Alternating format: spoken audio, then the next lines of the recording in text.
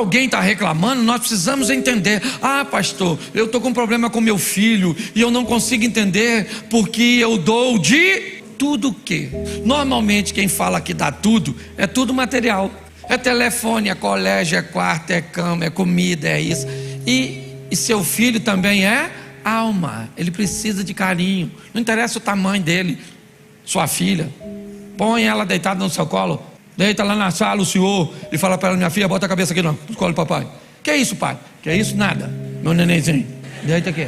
5, 10 minutinhos. Passa a mão na cabeça dela. Sabe, você vai lembrar quando ela era aquele negocinho.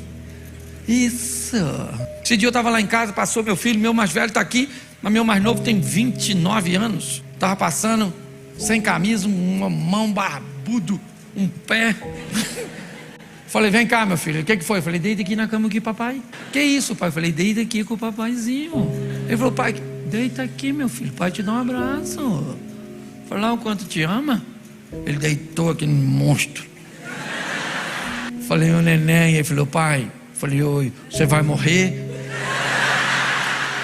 Ele que vai morrer é sua mãe, seu infeliz. Você consegue entender? Sua mulher também é alma. Seu marido também é alma. Então para esse negócio que ele precisa de comida, roupa lavada, que ela precisa de dinheiro, de pagar as contas disso, de cartão, precisa de cuidar na alma. Alma. Beijo, abraço, carinho, afeto, cumplicidade, contar segredo, falar dos seus medos. Não é para falar medo igual uma franguinha, não, homem. Não é isso que eu estou falando, não. Ah, meu amor, porque eu estou morrendo de... Não é isso, não. Olá, querido, eu estou com uns problemas lá no trabalho, não estou conseguindo bater a meta, eu estou enfrentando algumas inseguranças, mas Deus está à frente. E ela fala: nossa, querido, vem cá, meu amor, coisa linda. Isso. Entender que a sua sogra também é porque nós somos corpo, alma e espírito, né? Sua sogra é um corpo sem alma, com muitos espíritos. É meio diferente. É brincadeira, viu? Cai na conta, mas é assim. Entendeu? Por exemplo, você tem que saber onde o problema está. Se é no corpo, na alma ou no... Quer ver? Seu marido está sem sexo, aí está nervoso, evasivo, grosso. E a senhora lidera o círculo de oração. Só lá na paróquia, né? Reza com as irmãs. Aí vai a senhora, pega a sua Bíblia assim e vai para a igreja. Chega lá e fala: irmãs, sofrendo tanto com o Antônio. Antônio está grosso comigo. Antônio, sabe, não quer falar comigo. Não sei, o diabo está furioso, querendo acabar com o meu casamento. Tá, eu queria pedir oração às irmãs pelo meu casamento e por Antônio. Aí vai as irmãs tudo: Senhor, toma tua filha nas tuas mãos. Toma o Antônio que está nervoso e Deus está lá só assim, ó. Nem aqui não. Antônio está com problema espiritual, não. Antônio quer cerol. Isso. Fala para a irmã ir lá para a cama com o Antônio, que Antônio melhora. Você está rindo, mas é sério. As pessoas querem tratar uma coisa com outra, sequer são capazes de identificar onde o problema está.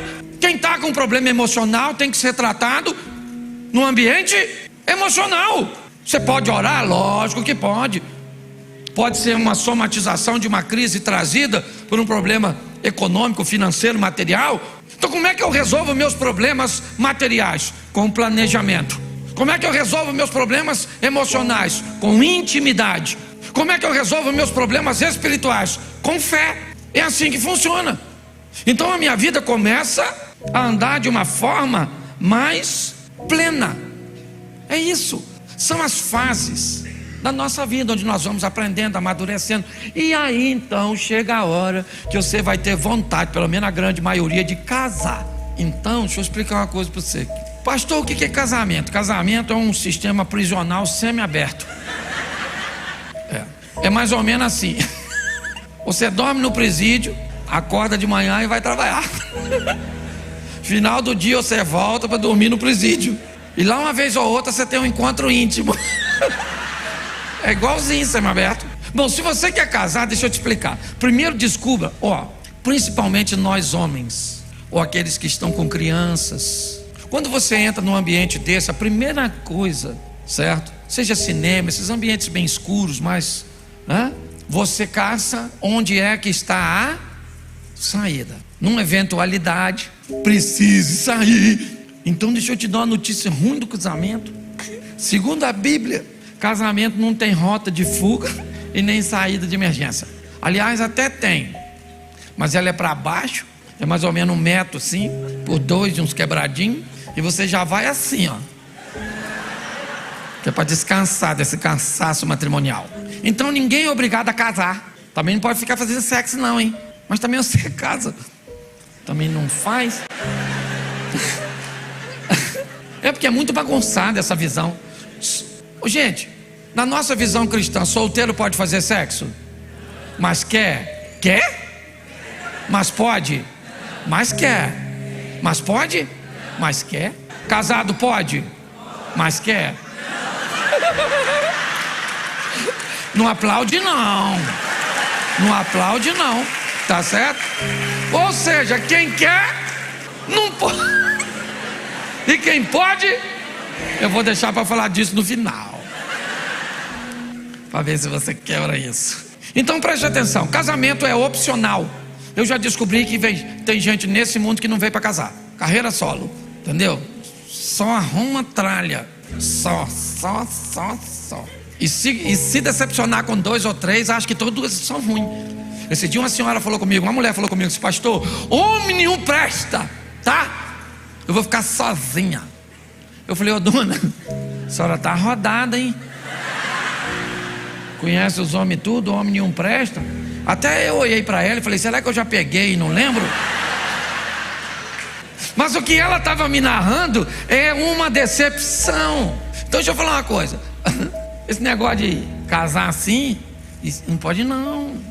Você tem que olhar direito, tá certo? E mesmo olhando direito não é garantia não, porque as pessoas mudam no percurso, certo? Não muda só de aparência não. Tem gente que fica ruim.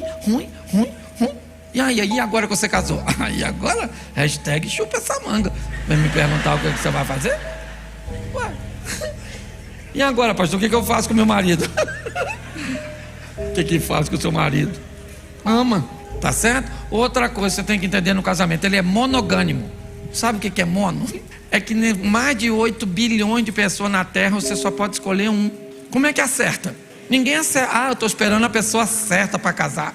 Pega a errada mesmo e vai trabalhando. Porque se você depender de achar certo, você está lascado. É assim que funciona.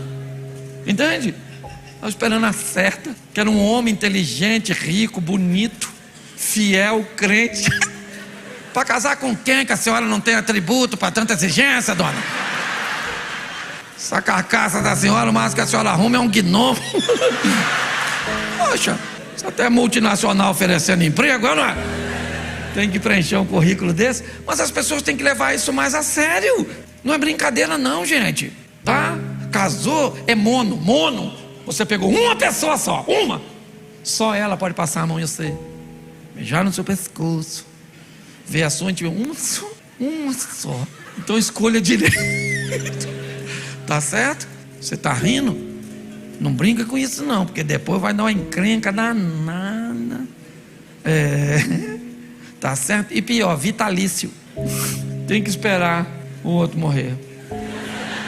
Por isso que eu aconselho, quem é viúvo, procura outro viúvo. Pelo menos cada um já matou um, não é verdade? Eles têm experiência, né?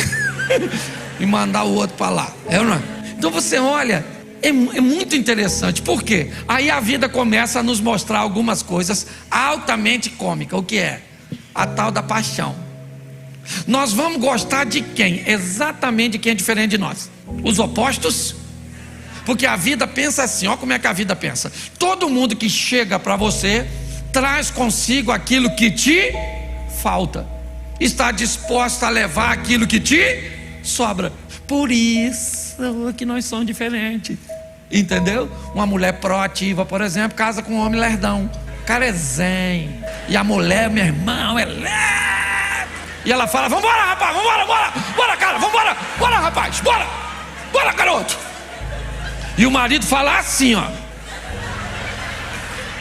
calma. O mundo não vai acabar hoje. Ela fala: meu Deus, isso é lerdo, isso é lerdo.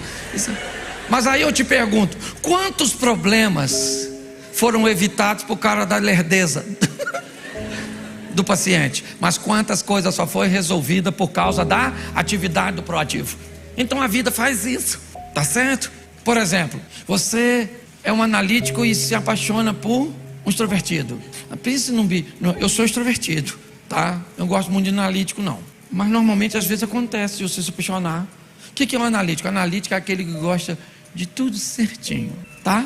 No closet dele, as camisas vão das cores escuras, as pastéis, as claras. O extrovertido você pode dar para ele 100 gavetas que está tudo bagunçado. Ele não acha nada, ele puxa de baixo, derruba tudo de cima. Se não tiver alguém para arrumar, parece um analítico. Ele chega no final do mês, ele quer fazer planilha para ver quanto gastou de café da manhã. O extrovertido pensa: se eu fizer as contas, eu perco a fome. Dá licença, não quero saber quanto eu gastei. Se você chegar com um analítico, a mulher extrovertida, o homem analítico, chegou na casa de um amigo, o quadro está virado assim, ó. Ele já entra e já vê. A mulher que já sabe, não mexe, não fala. E ele não vai aguentar. Ele tem que pedir uma água para alguém sair. Aí ele vai lá e dá uma ajeitada. Porque é assim. Você viaja com o analítico, 15 dias de viagem, a roupa suja dele volta dobrada e arrumada na mala. O extrovertido, ele pega tudo, joga e senta assim em cima, assim, ó. Se você abrir a mala de um extrovertido, a roupa pula. Primeira coisa que você vê, uma cueca enrolada numa escova de dente. Não é verdade? Não tem nada tem alguma coisa de errado nisso, sim ou não? Você que está com seu cônjuge, olha para ele agora e diz: eu vim aqui nessa noite para descobrir que você não tem defeito. O que você tem são áreas de desenvolvimento. Olha como é que ficou bonitinho. Não tem. Você não está casado com a pessoa. Diga, eu quero que você repita. Diga assim: eu não estou casado com a pessoa errada. Eu estou agindo de forma errada ao lado da pessoa certa. Agora olha para o seu cônjuge e diz: eu te amo. Isso aí, mentiroso. Isso aí. Entendeu? Você trata com humor.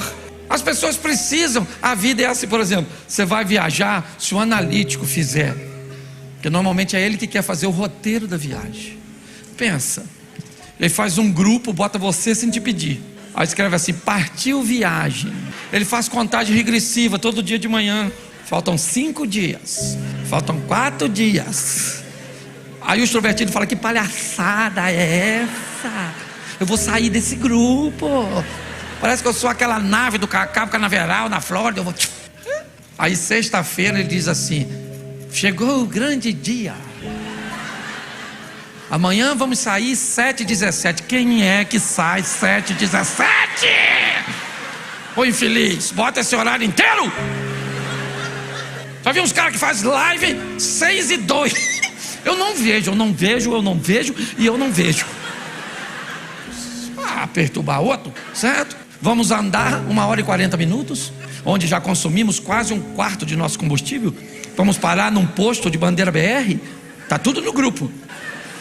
O combustível lá é 8 centavos mais barato. Depois nós vamos andar mais 2h30. Chegaremos ao nosso destino, levaremos 15 minutos para deixar nossas bagagens e sairemos para almoçar. O extrovertido, ele já não sabe. Combustível é mais barato, 15 minutos. Porque se deixar o extrovertido organizar a viagem, é que é bom. Sexta-feira à noite alguém posta no grupo: ô gente, nós vamos viajar amanhã mesmo? E aí o extrovertido escreve: claro, gente, tá tudo certo. E aí alguém pergunta: mas nós vamos sair que ó. Aí o extrovertido escreve: vamos na parte da manhã. Mas nós vamos almoçar onde? Só Deus é que sabe. O analítico diz: eu não vou nessa viagem, que isso não vai dar certo. Isso não tem um mínimo de organizar. Mas é assim. Isso é que é gostoso. O cara viveu, foi criado num lar gourmet. A avó dele cozinhava, as tias cozinham, uma do forno, outra do fogão, a mãe, as irmãs, tudo cozinha. E doce, salgado, e isso, e folheado. Então ele cresceu comendo bem, sim ou não? Aí ele vai casar com uma mulher que vai fazer café, queima água. Aí eu quero ser franco para você. Um cara que cresceu comendo do bom e do melhor de tudo, ele gosta de comer, sim ou não? Ele deveria casar com uma mulher que sabe cozinhar, sim ou não? Mas ele escolheu uma que não sabe. E agora, pastor? E agora ele trabalha um pouco mais para contratar uma outra mulher. Aqui cozinha, que aí ele come a comida de uma e as coisas da outra. Entendeu? Então não tem problema, ele só tem que saber como é que funciona. Entende? Ah, eu queria um homem romântico, casasse com o filho de Dom Juan. Você pegou o filho de Shrek. Ele não vai falar. Entendeu? Não vai. Então a senhora que se ame. Entende? As pessoas são bem estranhas. Por quê? Porque não conseguem entender isso. São escolas diferentes. Por exemplo, quem aqui foi treinado num lar, acordou, arruma a cama, levanta a mão por gentileza. Isso, olha que beleza. Baixa a mão. Quem aqui foi treinado num lar que não precisava arrumar? Você arrumava se você queria. Ou tinha alguém para arrumar, porque você tinha uma secretária na sua casa lá com seus pais. Levanta a mão, quem está assim. Aí eu te pergunto, arruma a cama ou não arruma a cama? Sim ou não? Não! Arruma quem tem que arrumar. Quem não tem que arrumar, não arruma, porque bota alguém para arrumar. Agora você não tem. Porque tem gente que diz assim, eu não vou arrumar, que eu vou dormir de novo hoje à noite. Nós estamos esquecendo que as pessoas, antes de chegar na nossa vida, ela tem sua própria vida, história. Quem é que gosta de dormir no escuro, do escuro, do escuro, do escuro, do escuro? Levanta a mão, a turma das trevas. Isso. Aí. Quem aqui, se tiver tudo escuro, de escuro, de escuro, de escuro, de escuro, parece que você tem uma fobia, que você está cego, que você não dorme, levanta a mão. Pois é, você que levantou a mão agora, provavelmente é casado com quem levantou a mão antes. Senão o Satanás fica sem material de trabalho, não é verdade? O certo é dormir no escuro ou com uma luzinha de ponto de referência? Não tem certo. Quem é que gosta de dormir garradinho, assim, garradinho, pé assim, já assim, levanta a mão, a turma do garrado. Quem aqui se agarrar, você botar a mão em tudo, dá um suador em você, uma coceirada desgraçada. Isso aí. Porque nós somos diferentes. Aí um gosta de acordar cedo, o outro gosta de acordar tarde. Um dorme cedo junto com as galinhas. Galinha foi dormir e o outro tá lá acesão. Não olhou nada disso. Aí o Satanás, que nem mulher tem. É o único chifrudo que não tem mulher, não é verdade? É ele, aquele perturbado. Então as pessoas esquecem disso. Aí olha só, se casa com alguém que tem filho, mas não está preparado para criar filho dos outros. Quando você casa com alguém que tem filho, assim que você casou, o filho dessa pessoa é seu. Que isso, pastor? É seu, sim, entendeu? Pelo menos para você cuidar. Para você corrigir, não. Que quer tudo do bom e do melhor. Mas quando você vai brigar, não grita comigo, se não é meu pai. E no dia do aniversário dele, que o pai não deu nada, você fez tudo e o pai chega mascando um chiclete. E aí, filhão, tá gostando da festa? E ainda fica de olho na sua mulher, que é ex dele, porque agora você está cuidando. E o garotinho, coitado, torcendo para restauração da família. Pega, pai, pega, pai, pega. Estás a fim de pagar o preço? É isso aí. Se os opostos se atraem, é comum você ver um aglutinado apaixonado por um dispersivo. Aglutinado é aquelas pessoas da família do tudo junto. Vão para Santos, 2 quartos a casa, 50 pessoas. Aquela fila para tomar banho, o mesmo sabonete, a mesma toalha. Pensa o furdunço, vocês são felizes pra caramba. Vão um na casa do outro, encosta a van, chegando o povo, certo? Aí tem a família dos dispersivos. Dispersivo não gosta de gente, não. Não visita os outros, não gosta de receber visita. Não vou viajar com ninguém. Se eu for, vou ficar no hotel, tá? Tem uma casa só pra mim. Qual é o problema? É que um olha pro outro e acha bonito. O dispersivo olha pro aglutinado e diz, aí, aquilo que é família, ó. Feliz, todo mundo junto, montuado, olha. viaja tudo junto. Que vontade de ter uma família assim. E aí o aglutinado olha pro dispersivo e diz: ó, aquilo que liberdade, ó. Ninguém para perturbar, ninguém visita, não visita ninguém, ó. É quase um nômade. Aí apaixonam pelo outro e casa. A união dessas duas famílias é lindo. A casa de um pro outro é um inferno, certo? Quando um dispersivo vai visitar a casa da família do aglutinado, ele chega na sala, tem 30 pessoas. Aglutinado é assim: eles falam, come, ri, parece bolsa de valores. O daqui fala com lá, voa comida, as crianças correndo. Assim que o dispersivo chega, a primeira coisa que aciona, enxaqueca. Ai, meu Deus, ai, tá uma dor de cabeça aqui. Vê se tem um lugar aí para eu ficar no escuro um pouquinho assim, sozinho. Na casa do dispersivo tudo protocolo. A mulher está amamentando, ganhou o bebê, está amamentando. Ela precisa sair para dar de mamar. Fala para as visitas assim: gente, eu queria pedir perdão a vocês. Vou precisar me ausentar por alguns instantes, pois estou lactante. Aí ela vai com o bebê no colo, entendeu? O Arthur. Aí ela chega lá, senta numa cadeira, abre o sutiã, que tem uma janela assim, o sutiã. O bico já está aqui. O Arthur mama assim, ó. Na casa do aglutinado? Eu sou aglutinado, eu sei como é que funciona. A mulher ganhou neném e ela vai sair da sala para amamentar e perder aquele momento de felicidade e comunhão com os parentes. Ela falou: gente, repara não, tá? Ô menino esganado esse garoto. Já tô com os peitos tudo lurido, os bicos tudo rachado. Tira o peito na frente de todo mundo na sala. Isso é pra quem mamar? Michael Jackson das neves. Michael Jackson mama assim, ó. Faz até barulho. O dispersivo falou: nunca mais volto nessa casa. Tô aqui para ficar vendo o peito dos outros, que absurdo. Você consegue entender isso? Não tem nada de errado. O errado são pessoas despreparadas para viver relacionamentos. Eu estou brincando com algumas coisas aqui só para você fazer uma adaptação, mas é a grande verdade, sabe? São culturas diferentes, talvez não tão radicais, mas que você precisa aprender. Porque uma toalha tem que ficar pendurada, porque o marido parece que quebra a mão, levantar a tampa do vaso assim, ó, sabe? O negócio é desse tamanhozinho, mas não acerta de jeito nenhum. Deve ser pelo tamanho, parece um chafariz, sabe? Se não tem habilidade para dominar senta, querido, é verdade, mas evita confusão. Eu falei que era uma palestra. Sangue de Jesus. Os visitantes nunca mais voltam. Ó, o pastor daqui é gente boa, fui eu que não tomei o remédio. O mó barato, gente. Tudo isso não tem nenhuma confusão na nossa casa, não. Tá todo mundo rindo de quem? De si mesmo, né? Ó, na casa do dispersivo é tudo. O menino tá resfriado e vem ele com o nariz correndo. A mãe falou: meu filho, vem aqui. Mamãe, tá resfriadinho. Estava com 38,5 de febre ontem. Vem cá, vamos suar esse nariz. Vem aqui no lavabo. Sou o nariz, sou eu, menino. Isso, agora lava a mãozinha ali, tá? Isso, limpinho, agora vai. Na casa do aglutinado, o menino vem com o nariz escorrendo. Vem aqui, sou porco. Isso, vem cá com a mamãe, vem.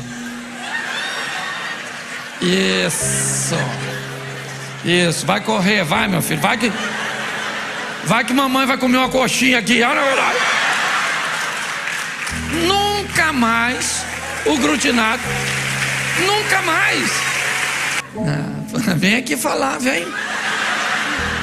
Eu tô falando tanto, gente, que esse dia encontrei com minha mulher em casa. Sabe o que eu falei para ela? Paz do Senhor. Ela falou: Cláudio, você está em casa. Eu falei: então vamos só cantar um hino para acabar o culto. Mas é muito legal, não tem nada de errado, tá certo? É importante você entender isso, essa dinâmica de lidar com pessoas diferentes de nós. Isso é fantástico, gente. Ninguém aqui está casado com a pessoa errada, não. Às vezes você tem, são pessoas que precisam de ajuste, porque são intransigentes, não querem mudar, tá? Sabe, pastor? Estou cansada, tá? Ninguém precisa mudar 100%. Se cada um mudar 50%, também dá 100%. Entendeu? é que você não quer mudar. E para eu terminar, deixa eu falar de sexo. Isso aí, o ânimo foi fantástico. Até o grito da animada foi fraco, ou não é? Bom, primeira coisa que você precisa entender é o seguinte: a ausência desse assunto ao longo da história estabeleceu a perversão. Se a igreja principalmente tivesse falado de uma forma mais clara sobre esse tema, nós teríamos evitado muitos problemas. Eu acho que é do conhecimento de muita gente que o ambiente religioso muitas vezes preferiu lidar com o divórcio do que com a fornicação. Era melhor ver a filha sair de casa virgem para um casamento errado, mas depois voltar para casa já como mulher, mas pelo menos saiu virgem, do que estabelecer um ambiente de ensino e de cuidado decente. É notório da maioria das pessoas que quem criou os homens machistas foram as mulheres. Prenda as suas cabritas, que meu bode está solto. Deixa o papai ver pintinho. Mostra pintinho para papai, machão. Deu no que deu. Aí as pessoas têm vergonha. Quando eu falo sexo, tem gente que levanta e até sai. Vai falar de sexo. Você tem que falar de sexo com as crianças na linguagem delas. Você tem uma filhinha, uma netinha, chama e fala: vem cá, filhinha, vem cá. Ó, isso aqui é peitinho, isso aqui é uma pepeca, isso aqui é um bumbum. Rapazinho, isso aqui é um pintinho, isso aqui é um bumbum. Ninguém pode tocar nessas partes, nem conversar com vocês sobre esse assunto.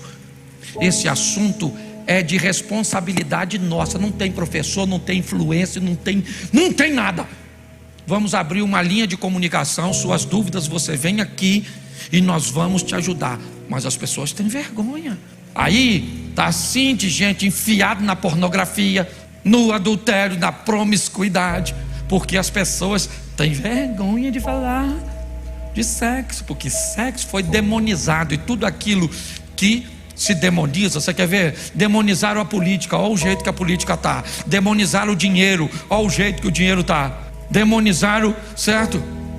O casamento, olha para onde as coisas estão indo. Demonizaram o sexo. Quem fez o sexo foi Deus.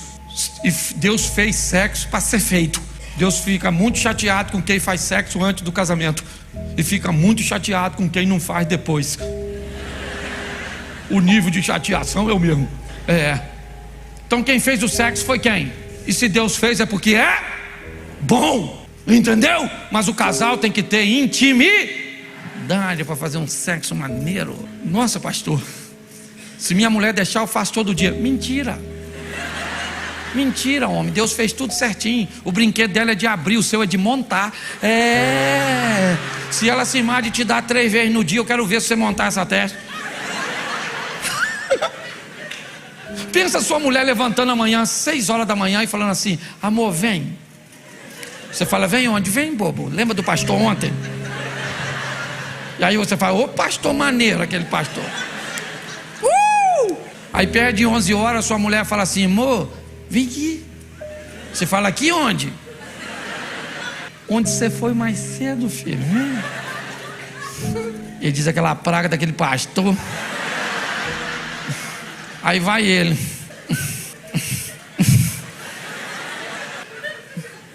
5 horas da tarde ela fala assim: amor. Ele fala: que é? Espírito de prostituição que está em você. Então Deus fez tudo certinho. Tem nada de errado. Agora há de convir que grande parte dos casais hoje já não tem um relacionamento sexual muito agradável. Primeiro porque a maioria dos homens, a maioria das vezes, querem jogar uma partida oficial. E as mulheres gostariam de jogar uma peladinha. Isso, bota um chinelo aí, outro aí, vem embora, garoto, isso aí, garoto, tá bom? Tô meio estressada, vamos acabar logo com isso. Isso, gol! Vamos embora tomar banho, vamos pro vestiário. E tem uns caras que não, ele quer torcida, câmera, uniforme.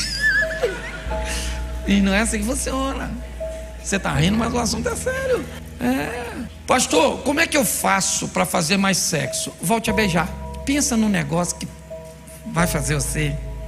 Beijo, beijo, beijo, beijo. Pastor, se eu beijar, eu... Mas é beijo. Você quer ver? A maioria dos casais, se eu pedisse para dar um beijo agora, eu vou dizer. É assim. Isso não é beijo. Beijo é a língua assim. Isso sim, é pegar a dona, passar a mão no cabelo dela, envergar ela assim, esfregar ela no seu corpo. Isso, é sua esposa, não é namoradinha não. Entendeu? É assim. Aí o que isso vai trazendo? Reforçando laços. A maioria dos casais não beija. E quando o homem, aí o marido já está pensando assim, pastor, se eu for beijar ela assim, ela não quer. É claro que ela não quer, porque ela já sabe que todas as vezes que você vai beijar assim, você quer. Então quando você vem querendo beijar assim, ela já vai assim, ó. Então você tem que primeiro resgatar o ambiente. Vai beijar, pega a sua perna direita, joga para frente, enfia as duas dela aqui, prende e beija. E solta que ela parece um astronauta assim. Nossa, você faz isso 1, 2, 3, 4, os laços vão isso, aí você dá um abraço mais forte e dá outro beijo, aí já começa a dar um beijinho na mão, aí dá um beijinho assim no cangote, aí vai, e ela fala, nossa meu Deus, que homem é esse, meu Deus, onde é que esse homem estava? E pronto. Mas não, aí fica, parece os passarinhos novos com fome. Pastor, o que nós pode fazer? Fala para nós aqui. Nós somos crentes, nós temos medo de ir para o inferno. Entre 4 paredes faz o quê? Faz quase tudo. Quase tudo nós pode fazer. Nós não pode fazer 2 coisas, o que a Bíblia condena e o que o cônjuge não quer. Se a Bíblia condenar é pecado. Se o cônjuge não quiser é estupro. Mas se a Bíblia não condenar e o cônjuge quiser, menino, cerol e linha grossa, é ou não é verdade? É você e sua esposa. Eu não estou aqui oferecendo padrão, nem falando de promiscuidade não, rapaz. Chama a sua esposa. Ah, pastor, nós pode fazer sexo oral? Olha, não tem texto que manda fazer não, mas também tem texto que manda não fazer não. Então vai pro consensual, conversa com ela. O que você acha disso aí, maluco? Ela fala, eca, que palhaçada. Então pronto, para você é proibido. Não é se é pecado não, se o outro não quer, não precisa. Mas tem um texto bíblico que eu acho que até que manda nós fazer, quer ver? Menino, vou contar só para vocês. Cantares do Salomão, está escrito assim: os seios da sua esposa é igual cacho de uva. O que nós faz com uva, né, irmão? Esse dia o cara falou comigo, a mulher dele apareceu para ele. Eu escuto cada coisa. Ela estava com seios e ele estava muito rígido, escuro, e ele estranhou. Aí veio me perguntar o que era aquilo. Eu falei para ele, irmão, isso é braille. Você passa a mão assim, o dedo assim, aí vai estar escrito chupa aqui, é só para você não errar. Pô, eu não estou falando, olha para mim aqui, viu? Para mim, a Bíblia diz: sem santificação ninguém verá a Deus. Estou falando coisa séria. Gente que pode ter um relacionamento sadio, saudável. Você está fazendo sexo e os anjos do Senhor estão ao redor dando cobertura. Você na obediência, você faz sexo e os anjos estão lá. Isso aí, meu filho. Vambora, garoto. Vambora. Pega, maluco. E o diabo ao derredor. Falha. O indivíduo vitorioso, ele tem que entender muitas vezes as nuances que a vida tem a trazer para ele. Hoje eu vou fazer uma reflexão rápida com vocês da história de um homem, sem dúvida nenhuma, um dos maiores exemplos da Bíblia. Seu nome Davi. Mas a grandeza de Davi não estava simplesmente nas suas vitórias, também estava como ele se comportava nos seus ambientes de derrota. É muito comum nós exaltarmos e enaltecermos a vitória das pessoas, a falar que Deus sempre vai criar uma maneira de nos oferecer situações de alegria, de riso, mas nós sabemos que a vida não é um conto de fadas. Nós sabemos que a realidade é muito mais intensa do que a fantasia. Então, preparar pessoas apenas para vencer pode ser um sério erro de um líder religioso. O que nós precisamos é preparar pessoas para entender que venceremos a guerra, mas enquanto ela não terminar, nós poderemos perder algumas batalhas. Batalhas essas que podem levar um ente querido à morte, ao emprego que tanto amávamos, que acabamos perdendo, um relacionamento que era tão agradável, mas acabou terminando, um casamento que parecia que seria o primeiro e o último de nossa vida, mas por algum motivo não foi. Preparar as pessoas para encarar suas realidades, mesmo que aguardem os seus ideais, eu acho que é uma forma muito sóbria de conduzir as pessoas na caminhada cristã. Então hoje, primeiro eu vou te mostrar 2 momentos da história de Davi. Primeiro livro do profeta Samuel, capítulo 17, verso 1. 1 Samuel 17, 1. Os filisteus reuniram suas tropas para a guerra em Socó, que fica em Judá, e acamparam entre Socó e Azeca em Éfes-damim. Os filisteus estavam no monte e os israelitas estavam no outro monte, ficando o vale no meio deles. Verso 4.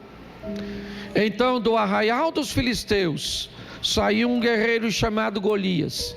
Ele era da cidade de Gate e tinha quase 3 metros de altura. Preste atenção, porque essa é uma batalha que nós já conhecemos o final. Essa é uma história que nos conduz a um ambiente extraordinário de uma vitória de Davi. Aliás, acredito eu que é uma das histórias que o tornou mais famoso.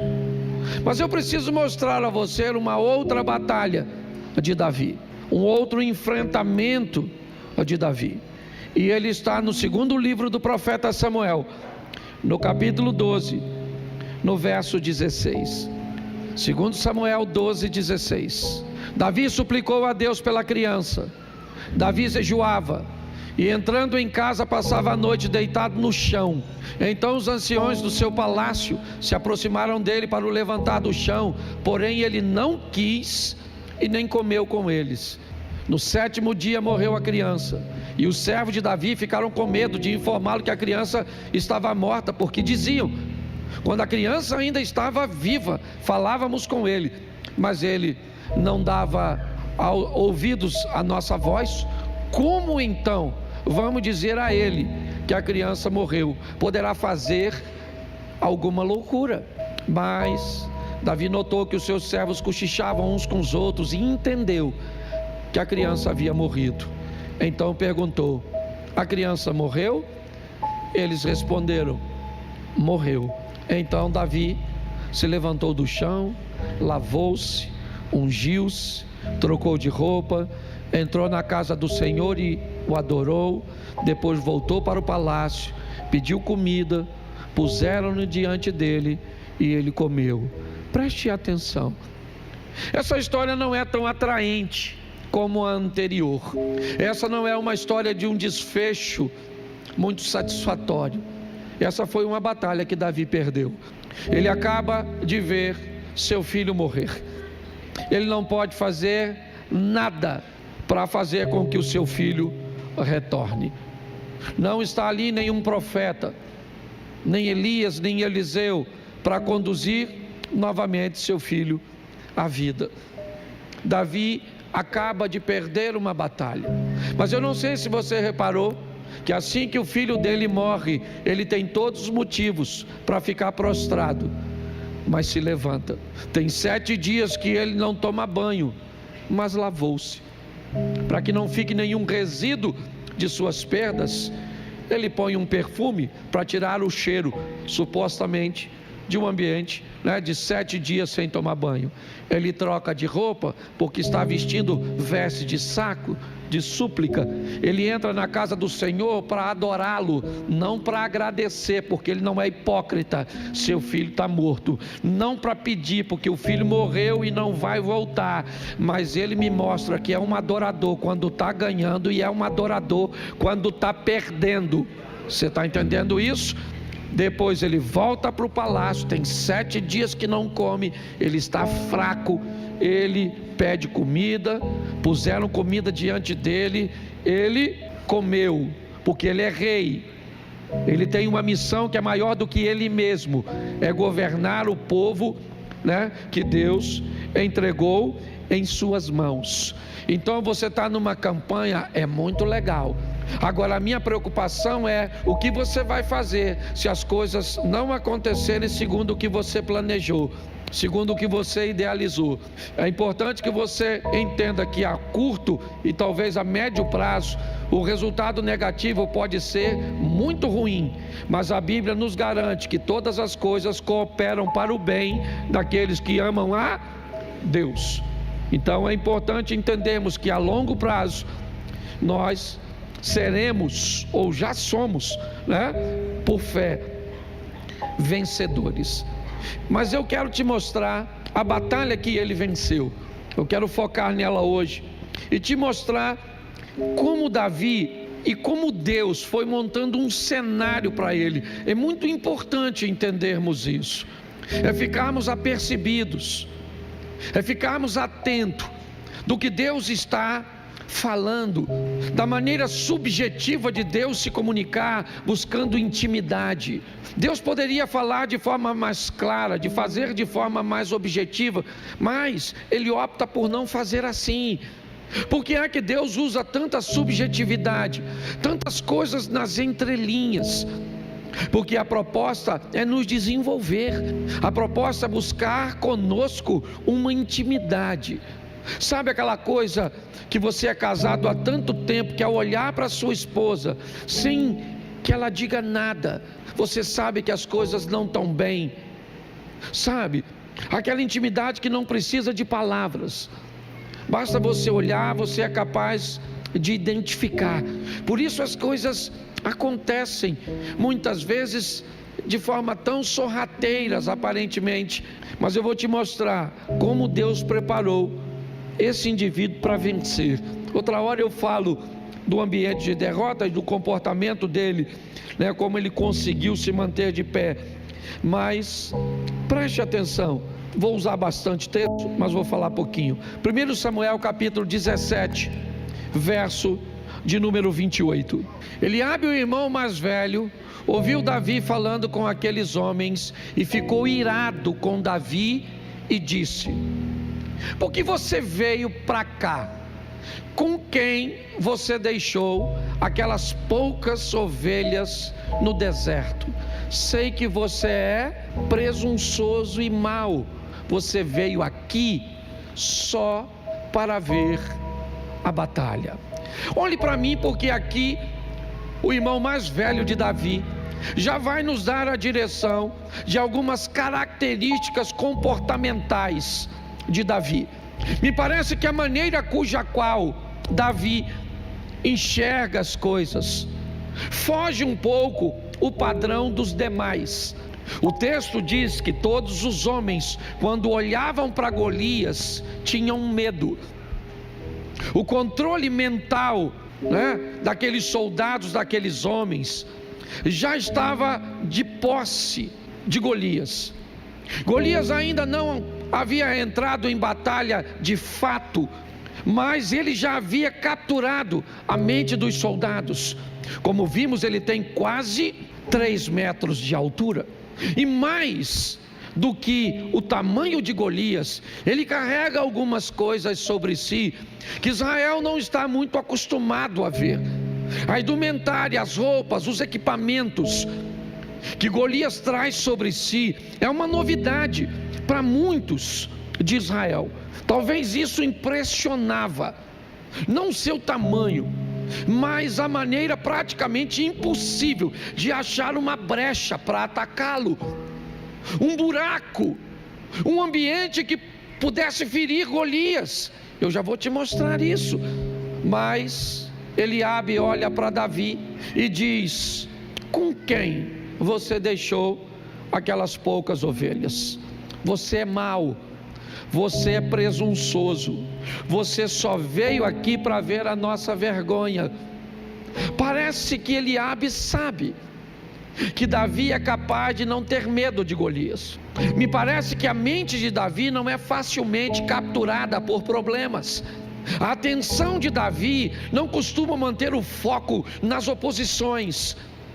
Davi é alguém que ao longo da vida aprendeu a prestar atenção em Deus, nas oportunidades que a vida está lhe oferecendo através de Deus, e isso incomoda quem está ao seu redor. Mas Eliabe faz questão de ressaltar no campo de batalha que as pessoas não devem prestar atenção no que Davi está dizendo. Sabe por quê? Porque ele não é soldado. Sabe por quê? Porque ele é mau. Sabe por quê? Porque ele é presunçoso. E mais do que isso, para desmoralizar Davi, Eliabe diz: com quem você deixou aquelas poucas ovelhas? Bom, agora é para destruir. Como você ousa falar com um soldado tão forte? Se sequer guerreiro você é um pastorzinho de ovelha, rapaz, que está querendo dar uma de valentão aqui. Volte a apacentar as suas ovelhinhas, camarada, volte para lá. Olhe só. Mas, como eu disse, o cenário está sendo preparado. 1 Samuel, antes um pouquinho disso, capítulo 16, verso 21, olha o que o texto diz: assim Davi foi a Saul e esteve diante dele. Saul gostou muito dele e fez dele seu, presta atenção, seu pajem de armas, em algumas traduções. Aquele garoto que estava no campo cuidando de ovelhas, protegendo os animais de seu pai de lobos, ursos e leões, vai agora trabalhar para o rei. E o que ele faz? Ele limpa e acompanha Saul em algumas situações, carregando suas armas, limpando suas armas. Davi começa a ter contato com um equipamento de guerra. Não era dele, era do rei. Mas Davi começa a ter um contato com uma espada, com um capacete, com um escudo, com uma armadura. Ele começa a se aproximar de armas de guerra, é verdade. Mas olha, ele que chegou no palácio apenas para tocar, ele chegou no palácio apenas para levar a sua espiritualidade, para que seu rei pudesse dormir. Mas agora Deus, que colocou Davi no palácio para tocar para Saul, para dizer para ele: veja como esse cara come, veja como ele se veste, veja como ele se comporta, porque esse lugar que eu estou te colocando perto, já já eu estou entregando em sua mão. Aprenda uma coisa que Deus costuma fazer: botar você perto de lugares e de pessoas cujas quais Ele planeja te oferecer algo semelhante. Fique apercebido com isso. Davi agora, ele está tomando conta das armas de Saul, limpando, acompanhando provavelmente em algumas apresentações ou aparições públicas, onde o rei aparece vestido com um comando de guerra. As pessoas que viam aquela armadura, aquela indumentária, sabia que aquilo pertencia a Saul. Talvez por isso Saul tentou vestir a sua armadura em Davi, para que os inimigos pensassem que quem tinha coragem de enfrentar Golias era ele. Mas vamos dar uma olhada e você já vai entender onde eu estou querendo chegar. Davi limpa a armadura de Saul. 1 Samuel 16, 21. 1 Samuel 17, 5. Trazia na cabeça um capacete de bronze, esse era Golias.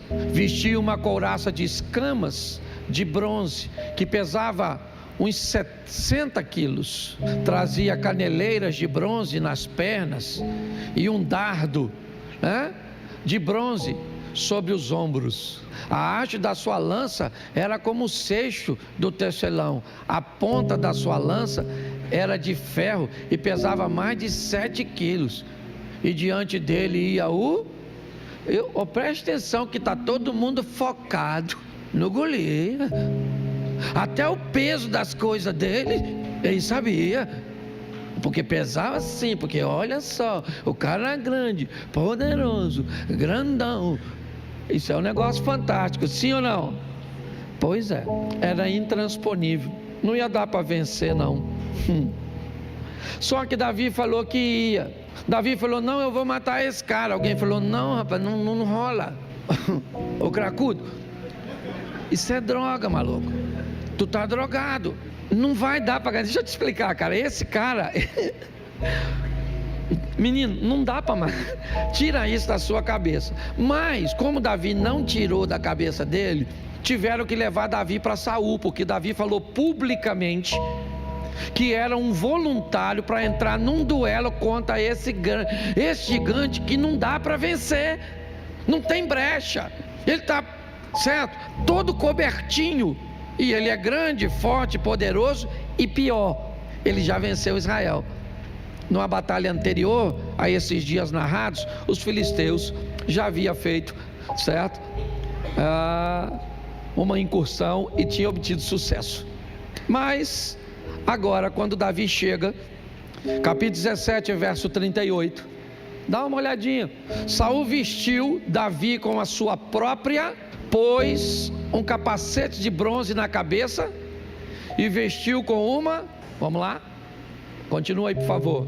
Davi cingiu a espada sobre a armadura e tentou, pois jamais havia usado. Então Davi disse a Saul, eu não posso andar com isso porque nunca usei. E Davi tirou aquilo de sobre si. Preste atenção, porque agora eu já vou para a fase final e eu quero apresentar a batalha. A armadura de Saul jamais serviria para Davi. Primeiro porque ele era um presunçoso. Saul sim, um dissimulado. Saul era alguém que queria, apesar de não ter coragem de enfrentar o gigante, queria receber os louros, queria ser ovacionado. Ele não coloca a armadura em Davi para protegê-lo, não, ele coloca a armadura em Davi para receber os créditos, mesmo com a morte. Alguns iriam embora dali dizendo que o rei de Israel foi valente o suficiente para enfrentar o gigante e morrer, e de alguma forma o nome de Saul seria lembrado por alguns desinformados como alguém valente de sucesso. Mas Davi disse a ele, eu não posso ir com essa armadura, eu não tenho como me apresentar com isso na frente do gigante. Então ele remove a armadura. Saul autoriza sua ida, é verdade, provavelmente não acreditando que ele seria capaz de vencer, porque Davi não contava com a torcida de ninguém. Sua família achava que ele ia perder, seu rei achava que ele ia perder, seu povo achava que ele ia perder, seus inimigos achavam que ele ia. Isso significa que se você depender da torcida dos outros para vencer, você está perdido, porque ninguém acreditava nele, mas ele foi. Agora eu vou te mostrar as armas que esse cara vai lutar contra o gigante. Isso é que é legal. Olha só, 1 Samuel 17:36. Quais foram as armas que Davi leva? Vamos lá. Este teu servo matou tanto este filisteu incircunciso será como um deles, porque afrontou o exército de Deus. Preste atenção, a primeira arma que Davi leva consigo é a fé. O cara é maior que ele, sim ou não? O cara é mais forte que ele, sim ou não? É mais experiente do que ele, sim ou não? Mas ele acredita que Deus vai com ele na guerra. Você está entendendo? Quando você for enfrentar uma adversidade, convença você mesmo que Deus está indo contigo, porque a gente fala isso muito bonitinho, se Deus é por, quem será contra? Até o nós ser nós, é só o nós ser nós mesmo, certo? Que aí o nós já não fica tão nós assim, porque dizer para o outro ter calma é fácil, difícil é você ter calma. Davi está dizendo, ô Saul, falar uma coisa para tu, irmão. Deixa eu tomar uma água aqui. Saul falou, Davi falou, Saul, falar uma coisa para tu. Estava eu apacentando as ovelhas do papai, um dia lá assim, quando viu um leão e falou, vou pegar uma ovelha dessa. Eu falei, aí leão, aqui tem pastor. O leão não acreditou, tentou pegar a ovelha. Aí eu fui lá, tomei a ovelha da boca dele e matei o leão. Tem foto? Testemunha? Fake news, certo? Davi falou, não, mas não ficou só nisso não, outra ocasião. Estava eu lá, apareceu um urso, que não sabia do primeiro homicídio, certo? E ele falou, vou pegar uma ovelha. Eu falei, já matei um, difícil é matar o primeiro. Matei o urso. Então eu vou falar para você, eu matei leão e urso, esse gigante aí não é lá não. Vou matar ele igual eu matei os outros dois. Eu vou matar ele. Eu tenho certeza de que eu vou matar ele. Gente, um historiador, não gosto muito de citar isso não, tal do Flávio Josefo, ele escreveu, dando a conotação, que o Samuel, quando ungiu a Davi, ele disse no ouvido de Davi, que ele estava sendo ungido para ser rei. Não há nenhum indício que Deus falou com Davi que era para matar gigante. O indício é que ele era para ser rei. Eu fico imaginando, aí sou eu, tradução, tá bom? Os teólogos de plantão morrem quando eu faço isso, mas aqui tem sepultura. Eu fico imaginando o mundo espiritual escutando Davi chegando lá e falando, eu vou encarar o gigante. Ele falou, mas não foi isso, era só para ser rei, não era para matar gigante. Não é à toa que o irmão chamou de presunçoso. Deus vai ter que arrumar outro rei para Israel, porque pela ordem natural Golias mata ou não mata o Davi? Claro, mas presta atenção na frase do Davi. Você vem a mim com espada, escudo, lança e outras indumentárias mais, porém eu vou contra você em nome do Senhor dos... E quando Davi fala isso, é que é o problema, porque quando ele diz, eu vou contra você em nome do Senhor dos Exércitos, Deus deve ter falado, ele vai em nome de quem? No meu. Se ele vai no meu, aí o gigante morreu, certo? Porque a postura de Davi é essa. Ele leva consigo algumas coisas, e uma delas é o quê? Não sabe não? Eu vou botar, eu não lembro o texto não. Deixa eu caçar aqui. Tem tempo, eu sou o pastor. Ajuda aí onde é que está, que ele pegou o cajado, pegou tudinho. Alguém acha aí? Aí a gente, vamos lá gente, 17, aí tá vendo? Tem uma turma que lê a Bíblia. 1 Samuel, não é isso? 1 Samuel 17, 39, olha que beleza. Bota aí, que aí eu volto aqui para mim. Isso. Vamos embora, vai embora então. Tirou tudo aquilo, pegou o seu, pegou o quê? Preste atenção, quando Davi pega o cajado, o que isso indica para o indivíduo que pega um cajado num campo de batalha? Que ele não era um soldado. O cajado indica que não havia nele qualificação para estar naquela batalha, sim ou não? O cara está lá com aquela indumentária, capacete, escudo, couraça, espada, lança, e o outro está do outro lado com o quê? Com pedaço de pau. Quem olhava para isso falava o quê? Esse camarada não é não havia qualificação nele, porque Deus não quer dar uma vitória para Davi, Deus quer desmoralizar os inimigos do povo de Deus. Gente, a sua vitória não tem só a ver com você não, sua vitória tem a ver com o reino de Deus. Você está entendendo? Deus quer que você vença, porque o nome dele será glorificado na sua, e todos saberão quem é o seu. Isso. Pare de achar que você tem que vencer porque você tem que vencer, porque você é o centro das atenções. Quem é você na fila do pão? É por ele, para ele. Você está entendendo? Tudo é para ele. Pare de achar que tem a ver contigo. Não, Deus quer te dar vitória no seu casamento. Ele quer abrir a porta, Ele quer curar, Ele quer fazer tudo para que o nome dele seja glorificado nas suas finanças, na sua família, no seu casamento, no seu negócio. Você está entendendo? Com a sua cura. Quando Davi chega com um pedaço de pau, o Golias até falou, tá tá pensando que eu sou cachorro? Ô Valdir olhando, sério? Eu não sou cachorro não.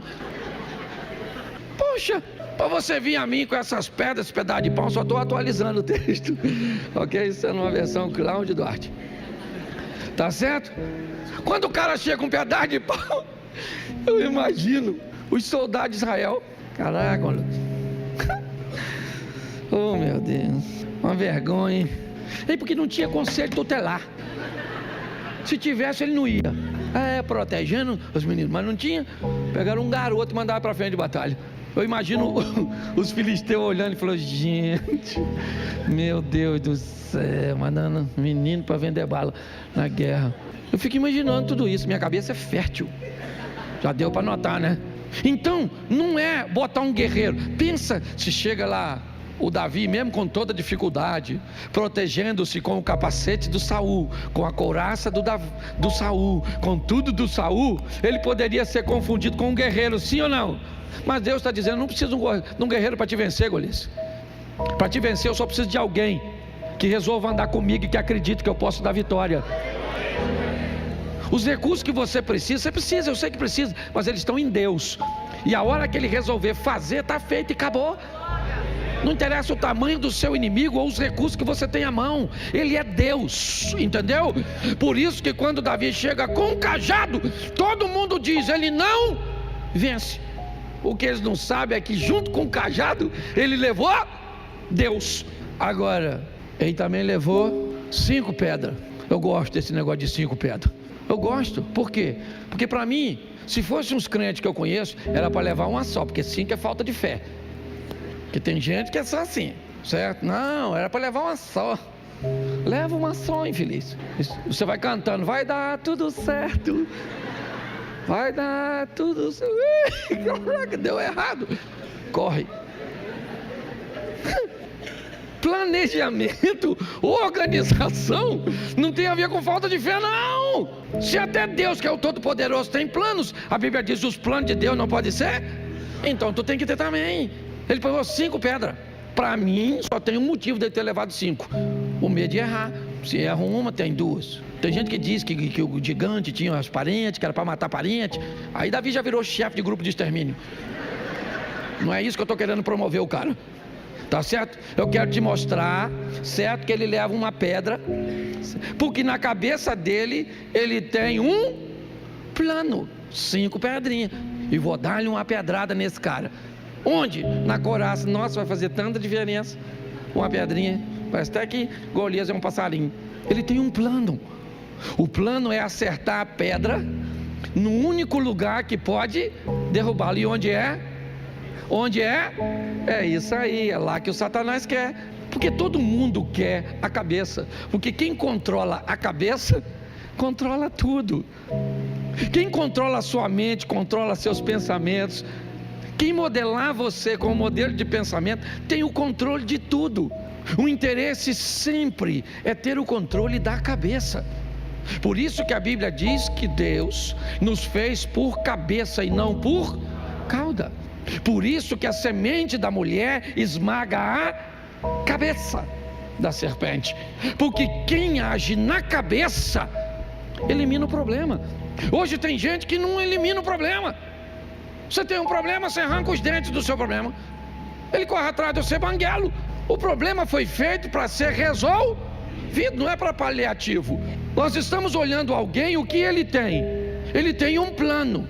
Por quê? Porque ele sabe que a vitória dele tem a ver com a sua postura. Por isso ele apanha as pedras, dando a ele a oportunidade de ter mais um tiro, de tacar mais uma vez. Se seu nervosismo, se a habilidade do guerreiro Golias for suficiente para se desviar da pedra, ou a imperícia de Davi naquele momento, com seu nervosismo não der certo, ele tem mais 4 para alcançar seu propósito. Mas ele também sabe que ele precisa de algo para potencializar a sua ação. Então ele vai e leva a sua atiradeira, sua funda. O que era a funda? Era uma arma que potencializaria a ação de Davi. Com a força de sua mão, ele tacaria a pedra, né, de um jeito, potencializando a pedra. Com o movimento da funda, ele daria provavelmente muito mais impacto. E é isso que ele faz. Na verdade, eu poderia fazer uma aplicação dizendo que Davi leva a pedra e ali ele leva consigo sua postura, o seu agir, mas ele vai potencializar sua ação com a funda. E nós podemos potencializar nossa ação com a oração. Nós podemos potencializar nossa ação com um jejum, com um propósito, com um voto. Uma série de coisas que podem potencializar a sua campanha. A campanha, a pedra é poderosa, é ela que você quer atirar no seu oponente, é verdade, mas você pode potencializar essa força. E é isso que Davi faz. Ele quer atingir a cabeça do gigante. E ele sabe que não vai matar o gigante. Ele sabe que uma pedra na cabeça do gigante, atirada com a força de uma funda, é capaz de derrubá-lo. E é isso que Davi quer. Por quê? Porque ele já sabe manusear uma espada. Ao contrário do que seus irmãos pensam, talvez eles não tenham entendimento de que Davi era um escudeiro, era um pajem de armas. Era alguém que tinha contato com aquele equipamento de guerra, apesar de não ser um guerreiro. Quando Davi está no palácio, ele está atento às oportunidades que Deus está lhe oferecendo. Quando ele vai reinar no lugar de Saul, ele sabe como Saul comia, como ele bebia, como ele sentava, como ele recebia as autoridades. E também ele tem acesso às armas do rei. Com Saul, com Golias agora caído, não morto, caído pelo impacto da pedra, não há possibilidade de alguém socorrê-lo. Era um duelo. Se você acompanhar o texto, a batalha era no vale, os inimigos ficavam à distância da montanha, os dois estão indo em direção. Não há possibilidade de socorro para Golias. Agora Davi vai até Golias e pega a arma que Golias pretendia matá-lo. Aliás, o próprio Golias disse: eu não vou deixar sepultar você, garoto, antes da batalha acontecer. Eu vou abrir você no meio e as feras vão vir comer você. Não vai ter honra nenhuma para você, não vai ter sepultamento para você. Note que Golias começa fazendo uma guerra antes mesmo da guerra acontecer. Davi agora corta a cabeça do gigante. Para mim foi um dos maiores avivamentos do Velho Testamento, talvez para mim até da Bíblia.